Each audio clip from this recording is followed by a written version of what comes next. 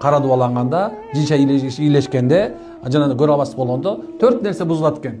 Биринчиси ден соолук бузулат экен. Адамдын ден соолугу бул денесине байланыштуу. Экинчиси жан дүйнөсүнө байланыштуу, анын нерв системасы жабыркайт экен. Психологически адам ооруп калат экен.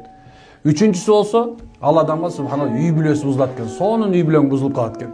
Түшүнбөй каласың, кантип ажырашып кеттиң, түшүнбөй каласың, жек көрүп калдың, түшүнбөй калат экен адам кандай болуп кеткен. Анын төртүнчүсү болсо, эмнекен ишиң жүрүшпөй калат экен. Машалла. Эми ошонун дарысы бар экен. Бул дарысы ушул эки, сиз менен биздин мусулманчылыгыбыз негизинде. Исламыбыз буга дары негизи. Муну алдын алып койгон. Бул нерсе дарысы бар. 5 маал намаз бул дары. Жылына бир орзоң дары. Ажы умраң бул дары. Сен Аллага болгон түз ишенимиң бул сенин дарың. Алла шек келтирип, ширк келтирбей жүрсөң, бул нерсе кол сала албайт экен. Андан кийинси мынакей сиз менен биздин окуган көз Аль-Фатиха, Аль-Ихлас, Ан-Нас, Аль-Фалак, мынакей Курандагы негизги деп айтымда дайыми адам, ар бир адам биле турган 4 сүрөнү адам окуп жүрө турган болсо, мына ушундан сак болот экен.